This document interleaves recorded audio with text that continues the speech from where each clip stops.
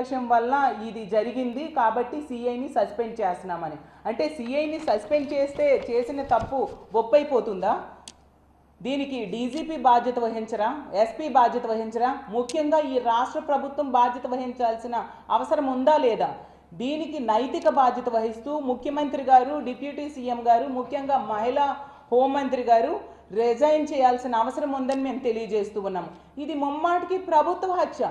6 రోజులుగా తల్లిదండ్రులు చెప్తూ ఉన్నా వీళ్ళ మీద అనుమానం ఉంది అని తెలియజేస్తూ ఉన్నా నిర్లక్ష్యంగా బాధ్యతారాహిత్యంగా ప్రభుత్వము పోలీసులు వ్యవహరించడం వల్ల జరిగిన హత్య అనేది క్లియర్గా అర్థమవుతూ ఉంది. మరి వీళ్ళందరూ బాధ్యత వహించాల్సిన అవసరం ఉందా లేదా? అంత దారుణంగా ఈరోజు ఈ రాష్ట్రంలో మహిళల భద్రత ఉండిన పరిస్థితి. అదే ఉమ్మడి అనంతపురం జిల్లా, ఇప్పుడు సత్యసాయి జిల్లాలో తీసుకుంటే రాప్తాడు నియోజకవర్గంలో ఎంత దారుణం! 14 సంవత్సరాల బాలికని 14 మంది టీడీపీ కార్యకర్తలు 6 నెలలుగా వీడియోలు తీస్తూ అత్యాచారం చేశారంటే అసలు మనము ఒక ప్రజాస్వామ్య దేశంలో ఉన్నామా? అసలు ఇక్కడ అంబేద్కర్ గారి రాజ్యాంగం అమలవుతుందా లేదా? ప్రజలకి కనీస హక్కులు ఉన్నాయా లేదా డౌట్ వచ్చే పరిస్థితి. ఈరోజు ఈ రాష్ట్రంలో ముఖ్యంగా మహిళలకి రక్షణ అనే హక్కుని కల్పించట్లేదు ఈ ఆంధ్రప్రదేశ్ రాష్ట్రంలో కూటమి ప్రభుత్వం. ఎంత దారుణంగా అంటే ఈ 14 మంది కూడా టీడీపీ కార్యకర్తలు. ఆ టీడీపీ కార్యకర్తల్ని నిన్నటి వరకు కూడా కనీసం అరెస్ట్ చేయలేదు. నిన్న మా పార్టీ నాయకులు వచ్చి అక్కడ ఆందోళన చేస్తే అప్పుడు కొద్ది మందిని అరెస్ట్ చేయడం జరిగింది. ఏంటిది? ఎంత దారుణమైన పరిస్థితుల! ఎన్ని సంఘటనలు! ఇలాంటి ఘోరమైన సంఘటనలు వినని రోజు లేదు. ఎంత దారుణంగా మహిళల రక్షణ వీళ్ళు గాలికి వదిలేయడం ఎంతవరకు సమంజసం?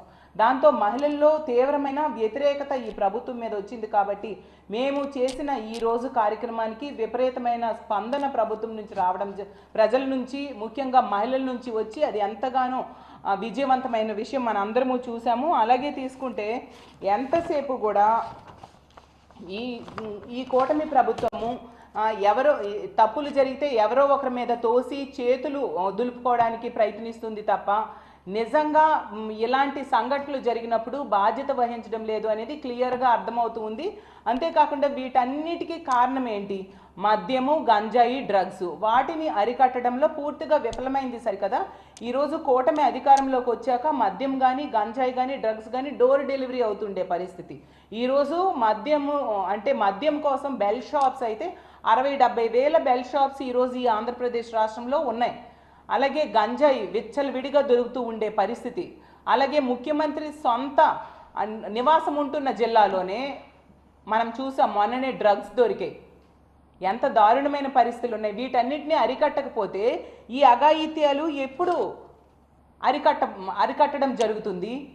గతంలో చూస్తే జగన్మోహన్ రెడ్డి గారి పాలనలో మహిళల రక్షణ కోసం ఎంతగానో పెద్దపేట వేసి ఒక దిశ వ్యవస్థను తీసుకొచ్చారు. దిశ పోలీస్ స్టేషన్స్ తీసుకురావడం జరిగింది. అలాగే దిశ యాప్ని తీసుకొచ్చారు. దిశ యాప్ మీద నమ్మకంతో మనం చూసాం 1,30,00,000 మంది మహిళలు దిశ యాప్ని డౌన్లోడ్ చేసుకున్నారంటే ఆ యాప్ మహిళల రక్షణకి ఎంతగా ఉపయోగపడిందో అర్థం చేసుకోవచ్చు. దిశ చట్టం అసెంబ్లీలో తీర్మానం చేసి ఆమోదం తెలిపి కేంద్రం దగ్గరికి పంపితే కేంద్రంలో పెండింగ్లో అందులో ఉన్న అంశాలన్నీ కూడా జగన్మోహన్ రెడ్డి గారు ఎంతో చక్కగా మన ఆంధ్రప్రదేశ్ రాష్ట్రంలో అమలు చేసి మహిళల రక్షణకి పెద్దపీట వేస్తూ రివ్యూలు చేయడం జరిగింది.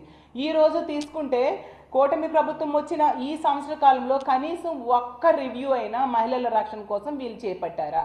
అలాగే మహిళల రక్షణ కోసం ఒక్క వ్యవస్థనైనా తీసుకొచ్చారా?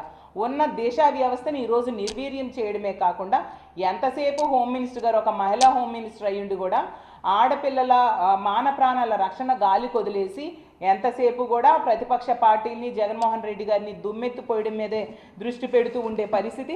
అంటే ఈ ఆంధ్రప్రదేశ్ రాష్ట్రంలో మహిళలకి బ్రతికే హక్కు లేదా అని అడుగుతున్నాను.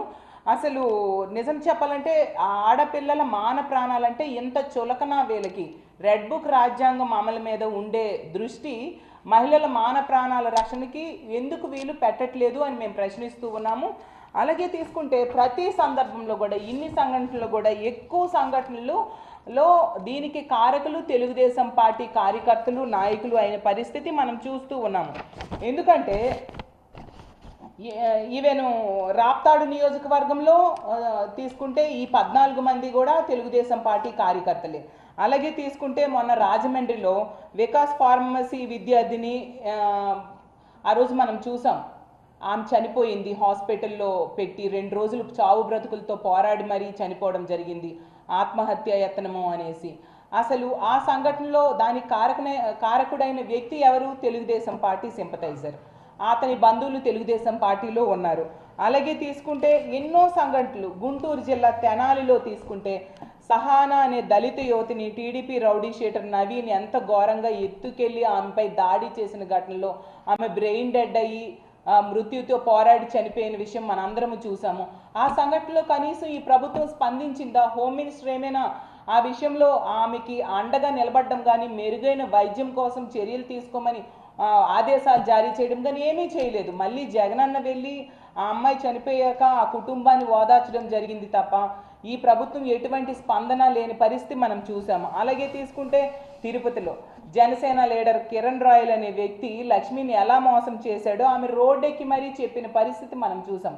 అంత దారుణంగా అతను ఆ అమ్మాయికి వేధింపులు గురి చేసి మోసం చేస్తే కనీసం అతని మీద ఏ చర్యలు ఈ ప్రభుత్వం తీసుకోలేదు, ఒక కేసు నమోదు చేయని పరిస్థితి.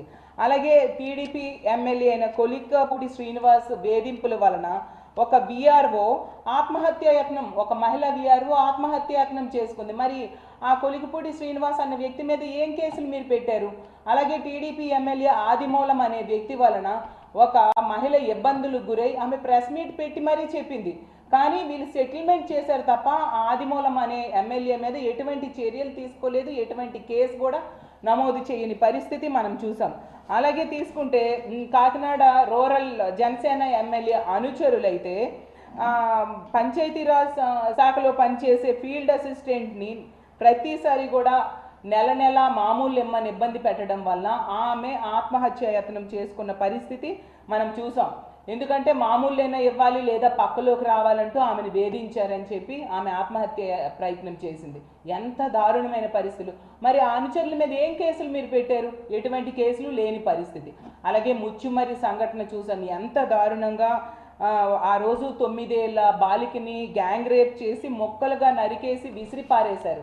ఇప్పటికి కూడా ఆ డెడ్ బాడీని కనిపెట్టలేదు సరికదా, ఆ కుటుంబానికి ఎటువంటి సహాయము చేయని పరిస్థితి మనం చూసాము.